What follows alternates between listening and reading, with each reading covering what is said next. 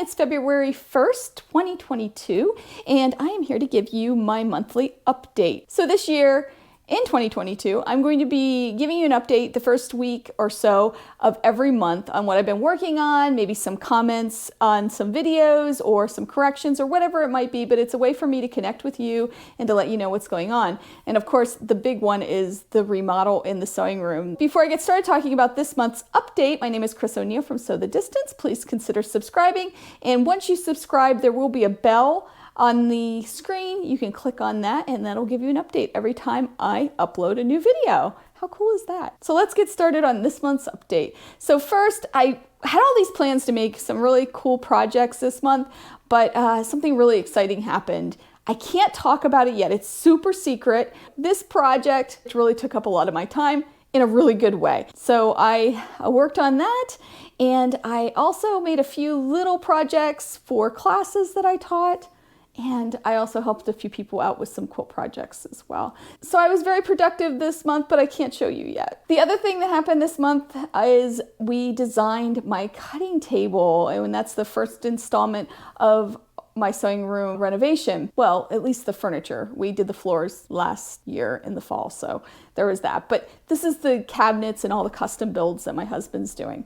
So we did manage to use a lot of your suggestions. Thank you so much. It took everything into consideration, and we did come up with a wonderful design.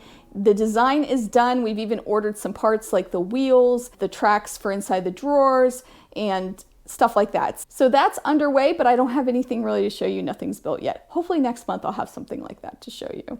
But again, I thank you for your suggestions. Somebody said something about taping it out on the floor. I did that. We are putting it on wheels, and the measurement is going to be 40 by 70. So it's huge. It's going to be a great cutting table. There's going to be tons of storage, and I can't wait. The next thing I wanted to talk to you about were the quilt labels. So I did a video, I think it was last week or 2 weeks ago, I guess it is now, on labeling your quilts. And I talked about using this printable fabric.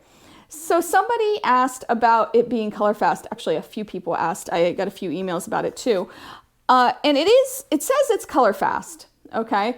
But it really depends on your printer.